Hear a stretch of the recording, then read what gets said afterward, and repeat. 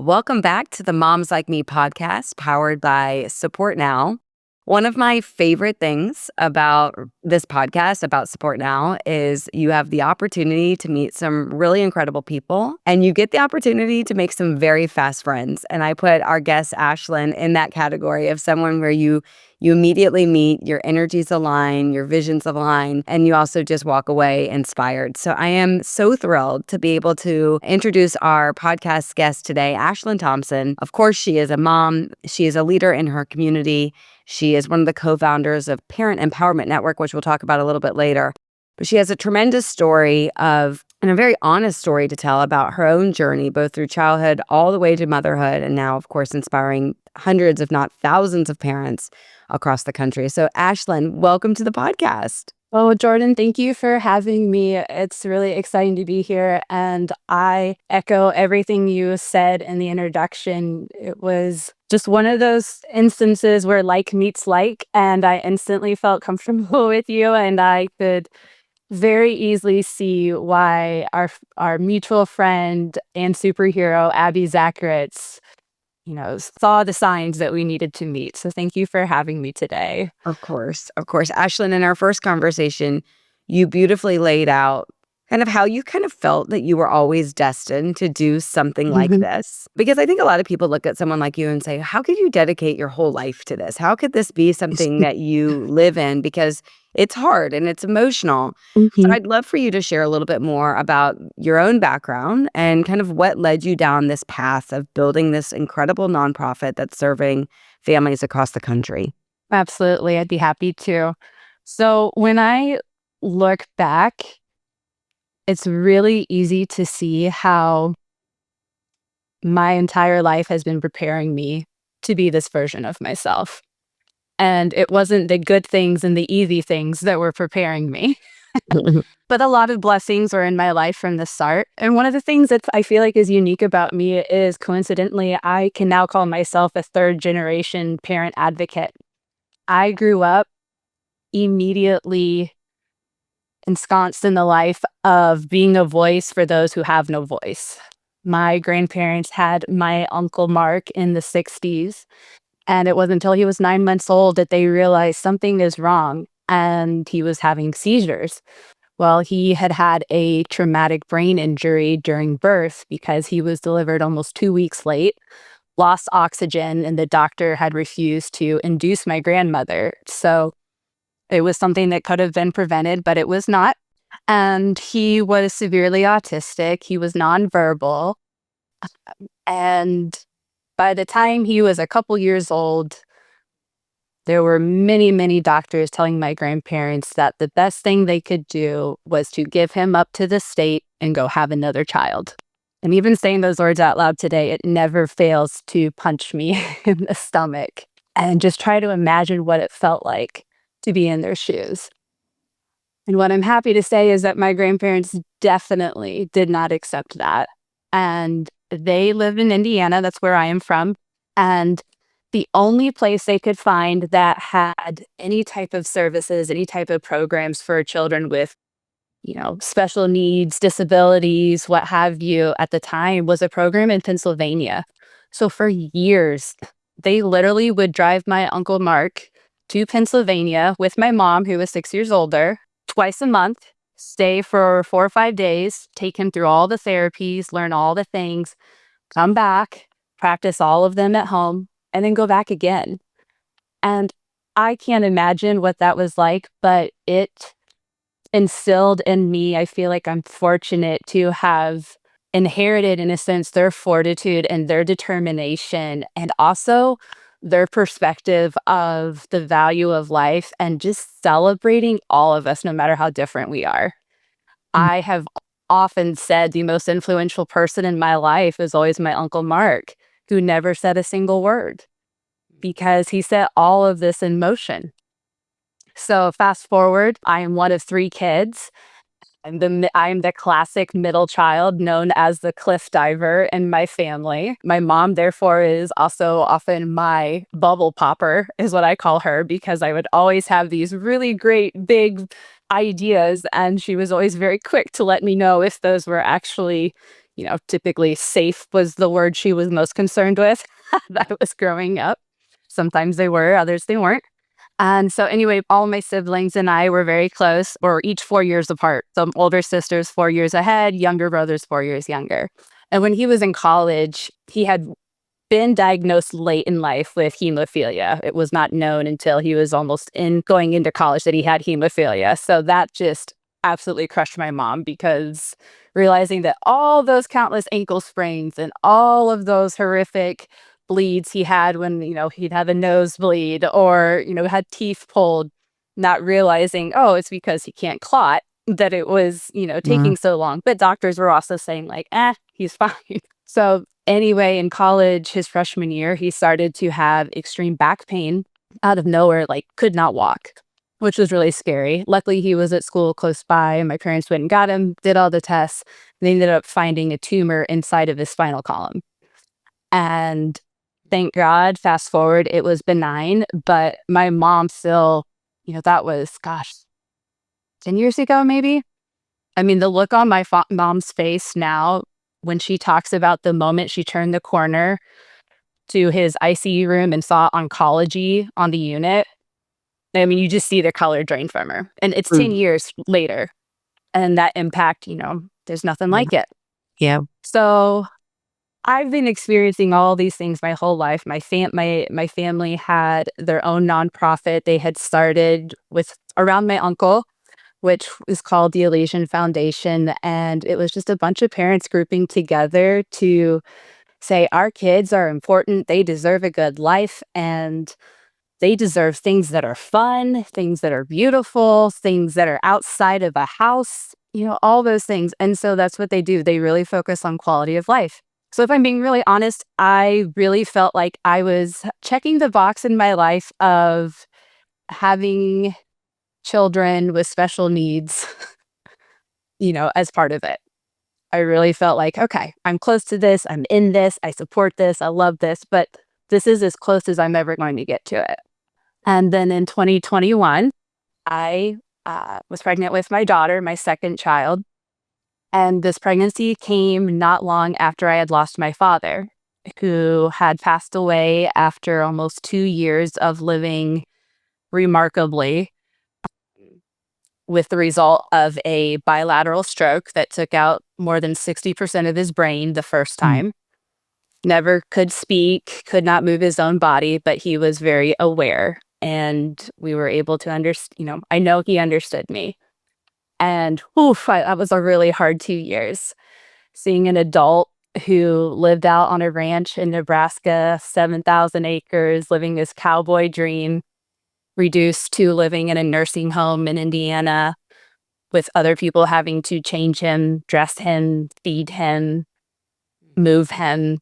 He couldn't turn a TV channel if he wanted to watch something different. And those 2 years about killed me. Wow. um, but so many beautiful things happened. And what I didn't realize at the time was how much preparation I was undergoing for who I was meant to become. And I look back at those years now with a different lens. And it's one where I have gratitude, not just for the experience, but I like to think, in a way that I think of my dad. Not saying he chose that, but it gave me an opportunity to learn to love him in a different way. It helped me really, really learn what it meant to be an advocate and Right. to not accept answers that I was not okay with. And those are some of the things that I, continue to take with me today that are so important. And so when I had my daughter, the important thing to know is that she ultimately ended up being born with a very, very rare, very complex birth defect that's in the midline. And when I got the news that 27 weeks pregnant, I paused, because that moment always just, takes a second. But I now call that moment the moment of impact. Whenever I'm talking to somebody about their story, a lot of us who've had anything hard, traumatic, but especially with families when they've learned their child is not well, it's a moment of impact. It's that explosion, right? When everything that was no longer ceases Like it ceases to exist as it was, and it never will return to that. That life is gone in an instant. The plans that you had painted so perfectly in your mind are now erased, it feels, in the moment. And I remember my very first thought after the doctor said the news. She said, I've been doing this for 35 years. This is the second time I've seen this. Those were not odds I was thrilled about. But I remember my first thought was, Dad, really? You just went to heaven and you couldn't do this one job? You couldn't make sure that my baby came to be healthy? And it was so irrational. But I say it now because I'm able to laugh a little bit. But also, I think that shows in the moment of just, I could not grasp that this was happening. Hadn't we been through enough? Yeah. And those days were really hard at first. But I'm surrounded by an incredible family. I am extremely blessed with this amazing support system. I've just told you all about all of our experience. So while you might think that I was ready for this, what I learned very quickly is nothing prepares you for it when it's your own child, when it is the one that you carry. Quick question for you. You laid out your journey beautifully in terms of being this third generation advocate, which I think is a really powerful way of explaining it. How did your husband respond? Yeah, so I'm glad that you asked that. Because that is actually something that has become a really big part of present day mission for Parent Empowerment Network. So my husband reacted very differently, which we are a classic couple. Jordan, I don't know about you and your husband. We are definitely like the opposites, right? Where I'm more outgoing in terms of like I can connect with a wall sometimes if I need to. Like I love connecting with people. I'm terrified in a big setting, but I love to connect. And whereas my husband would happily just do the same routine, eat the same food, go to the same places every week, and just absolutely thrive in monotony. But, we found, there's balance to that, right? When we remember to look at it as a good thing, which isn't always every day. Yeah. But he was very stoic, which I appreciated at the beginning, right? With our daughter. But looking back, those differences started to show up with when my dad experienced his stroke and we brought him to Indiana to be, minutes from us. And I think the best way to describe the difference in how we handled it was, my life, I was totally absorbed with it. Plus, I was a mom. My son was a year and a half old when Right. it happened. And I had a really, really, really hard postpartum journey in terms of severe postpartum anxiety and depression as well. And I felt like I was just getting my groove as a mom a year and a half into it. And Yeah. then bam, the stuff with my dad happens. But I remember one time with my husband, I was just so upset. And I said to him, I was like, you never even asked me how he is or how I'm doing or if I need any help or anything. And he said, well, I just assume if you need something, you'll ask me. Mm. Or he said, and I don't bring it up because I know it makes you sad. So I don't bring it up. So I don't make you sad. And that was such a telling moment that I didn't realize the weight of it then. But that continued to be his way of processing Mhm. our experience when we had our daughter. Now, he was great with Emery. I mean, at the beginning, he was really, just that stoic, steady dad, right? But what I didn't know, and he didn't know for quite a long time, was how much he was dangerously suppressing her pain that he could not fix was something he had to shut out and numb and turn his back from, in a sense. And so we looked like that classic mom dad duo where mom is, forget the driver's seat. Like I was driving the whole family in an RV like all the time, right? Mhm. Like managing everything. Yeah. And he was going to work and doing his thing. And we just got further and further and further apart. And We talk a lot about families when, who have a child with medical needs, challenges, how isolating it is, right? Like how we can really be closed off from our community. But what I think a lot of us experience that we don't talk about enough is the isolation that happens within our own walls. And that's something my husband and I experienced as we became isolated from one another. And it wasn't intentional.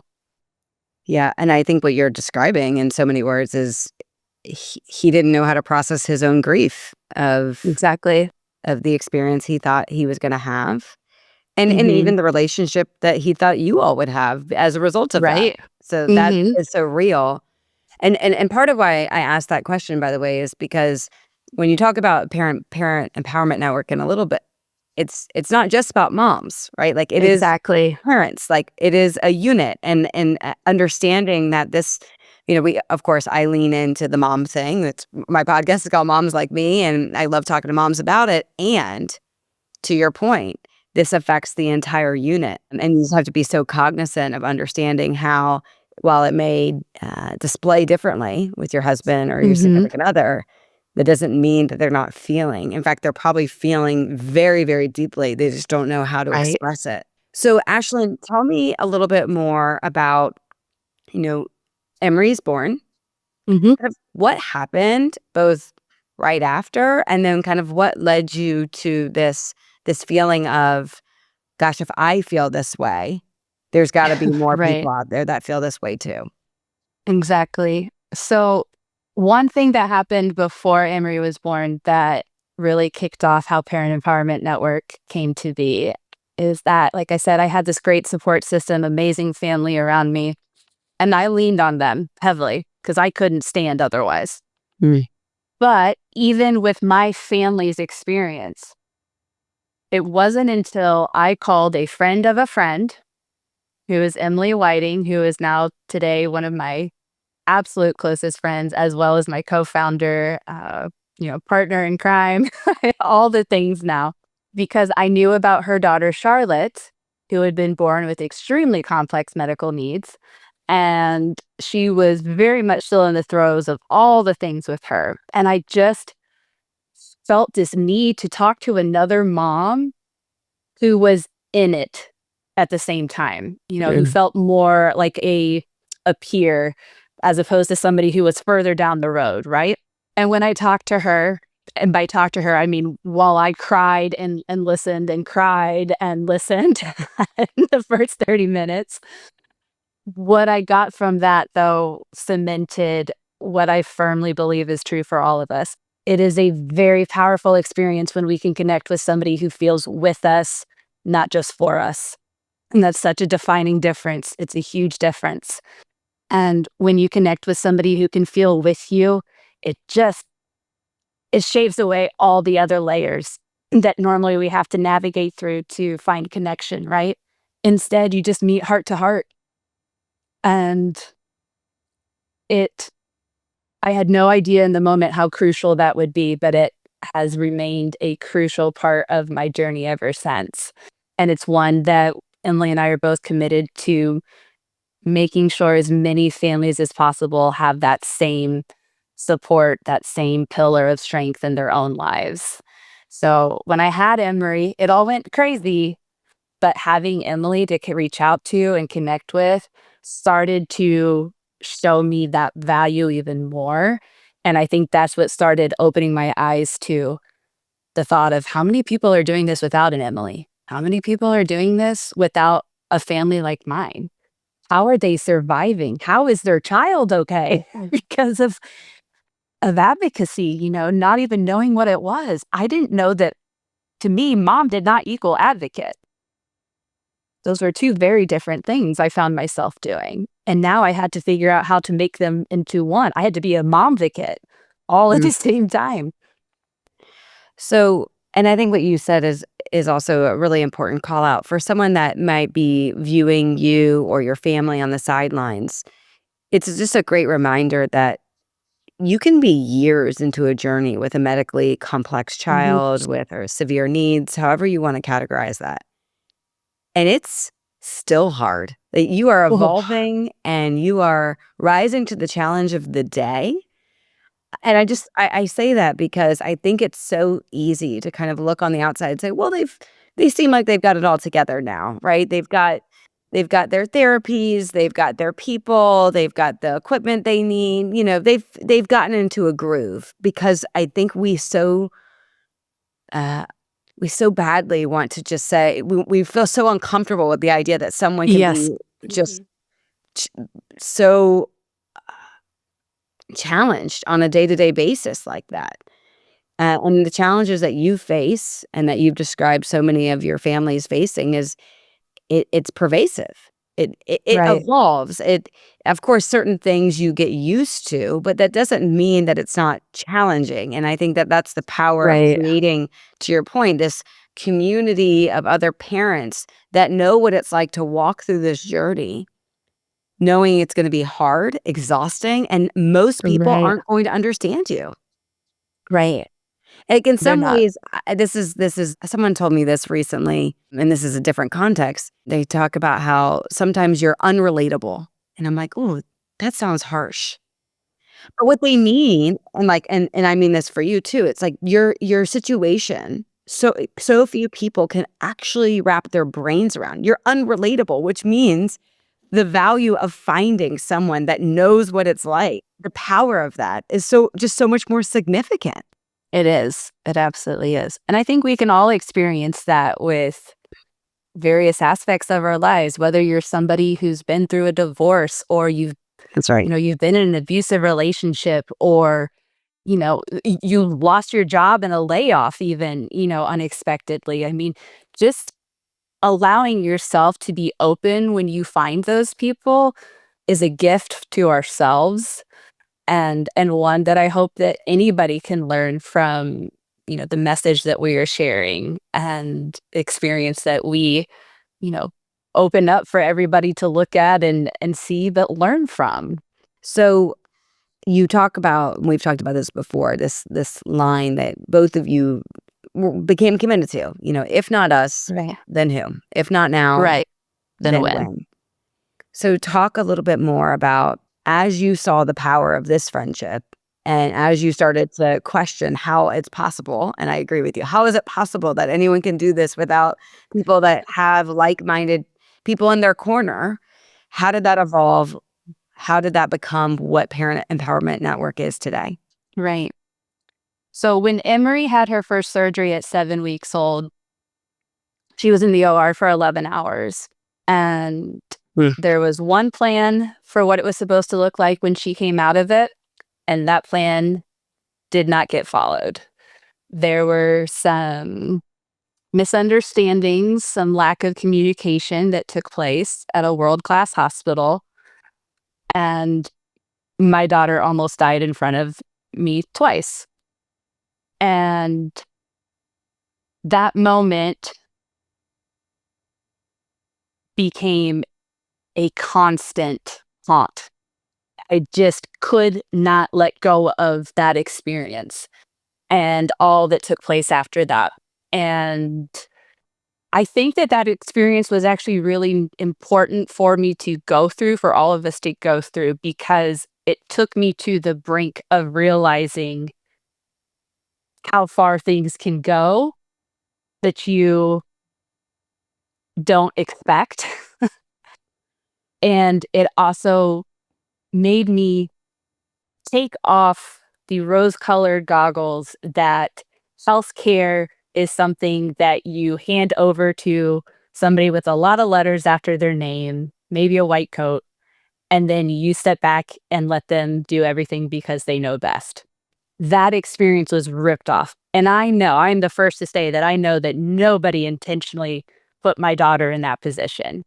It was human error, which every one of us is capable of a million times a day. Right.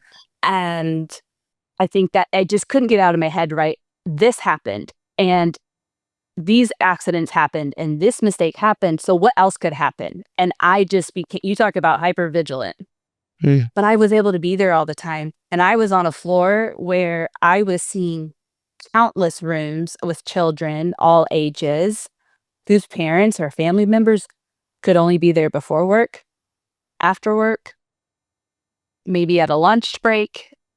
And my mind was blown, but I didn't even, it never even entered my mind of that being a possibility, that somebody would literally have to leave their child to go to work so their child can actually get the care that they need. And that hurt my mom's heart in a way, I'm getting chills now, that I cannot explain. And so after we got out of the Yeah. hospital, we were there for 33 days, 28 of which I called Groundhog's Day from hell. It's like that movie, but it just kept happening over and over. Like, I knew what was going to happen. I knew the timetables. I knew the worst parts, generally between midnight and 4 a.m. And when we got out, I thought I was going to be so happy to get home, and I just broke down. Hmm. Like, I probably needed a white coat for a while, and I think I would have welcomed it at that point. But I didn't have a true panic attack breakdown until we came home, because I finally could let go a Yeah. little bit. And then I realized, wait, there's nobody here to catch her. So I needed to take some time, right, to like get my head straight as best I could. I had no idea what that looked like. But about 3 weeks after being home, I just couldn't stop thinking about those rooms, those families where those kids, their parents couldn't be by their side all the time. And wondering, were things being missed with their kids? Were they getting their medication on time? Were they missing signs? And not because those parents didn't want to be there. I knew that. And that's just when, the only way to describe it is, that's when God tapped my shoulder and said, now's your time to see what you're here for, is what that moment felt like for me. And I didn't even think about it. I was folding laundry, which I will admit is a rarity in my house because my husband does majority of the laundry, bless him. I was folding laundry, and all of a sudden, I just picked up my phone and I called Emily and I said, hey, I'm not going to give this a second thought, but I'm calling you to present this as a question, but I already know the answer is yes. Would you do a podcast with me to help reach out to other parents who are going through any type of medical challenge with their child, to let them know that they are not alone and they can do this? And I don't know what else from there, but I just feel like we need to do this. And she said, are you going to do this even if I say no? I said, yes. Said, okay, then I'm in. And from there, we developed what became known as Charlotte's Hope Foundation, was our original name. And really, our only intention was to start a podcast and then hopefully provide some one-on-one direct mentoring to parents. And we really just wanted to be that lifeline that, you know, could walk up to that parent basically sitting in that OR waiting room Mhm. and not try to fix it for them, not try to tell them everything's okay, not to worry, just be there with them and let them know that no matter what does happen, you have what it takes to go through it, and you don't have to do it alone.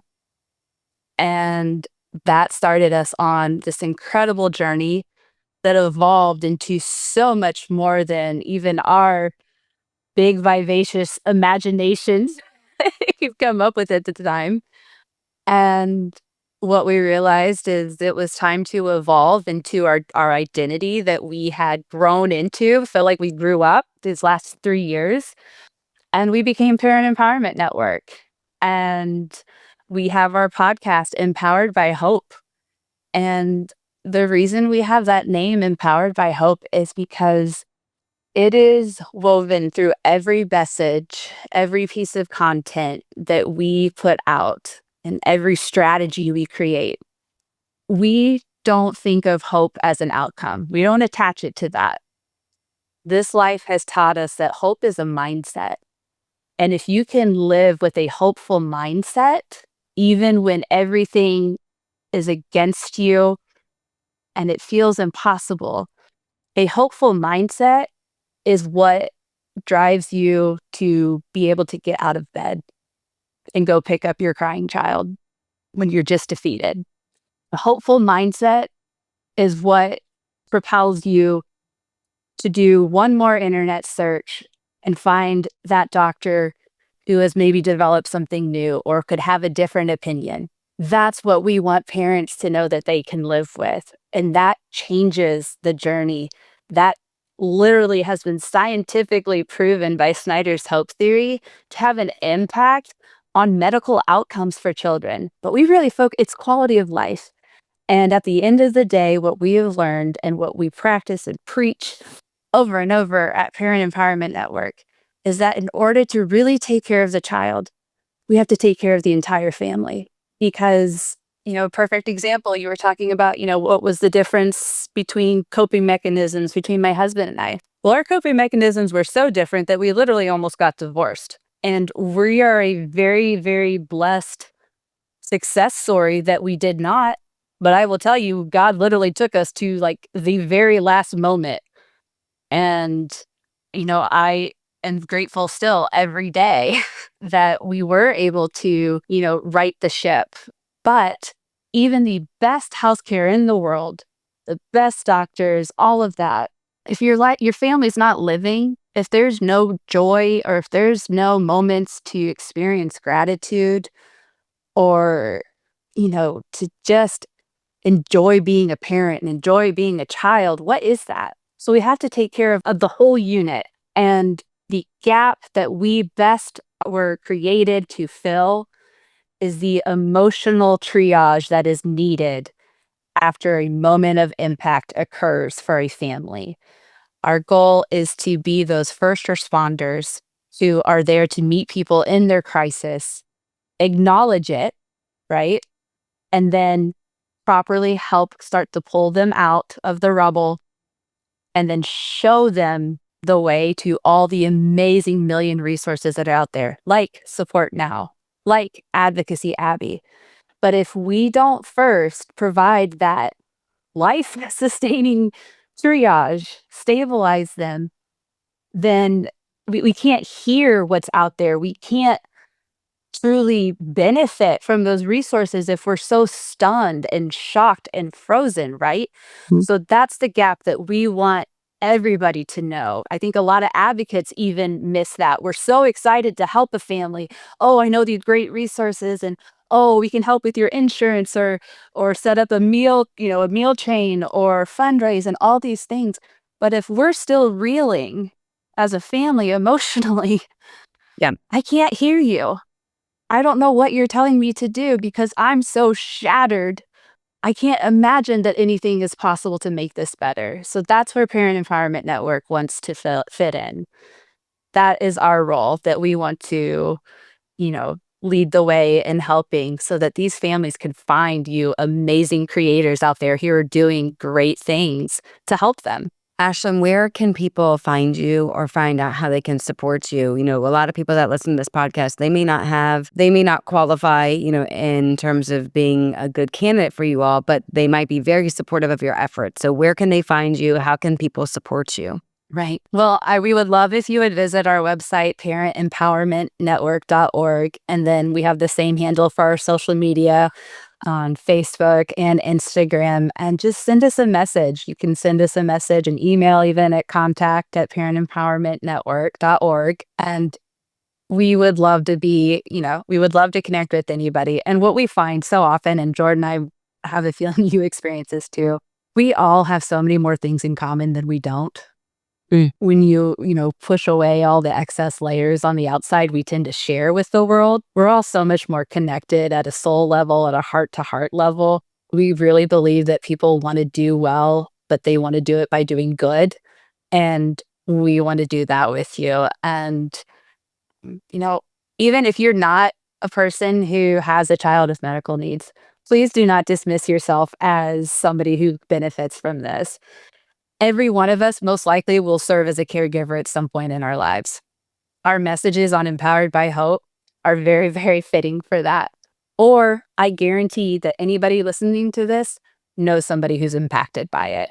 So we all have a role to play in supporting one another and, strengthening that village. And it is a gift that just keeps on giving Totally. when we do that. Ashlyn, I can't thank you enough for joining us today. There's just so many takeaways that I have, so many notes that I've taken that I think will be very valuable to me personally and my own kind of day-to-day life, as well as to the families we serve. I mean, it really is such a testament to you're so honest about how you felt and the realness of this. I think again, it's so easy from the outside to say, I can't imagine, and then they move on from it. I kind of like to sit in this a little bit because what I realize when you talk is that you couldn't imagine this either. And this isn't what you dreamt of. These were the cards you were dealt, and now you're just these are the choices that you've made to make this life full, to make it full Yes. and fulfilling for you, for your family, for Emery, of course, and then for others. And so I really do find so much inspiration in this. And of course, I know this is the first of many, many opportunities for us to continue to collaborate together. But I just want to thank you for your leadership and your vision, and just look forward to many more conversations. Thank you, Jordan. I appreciate it.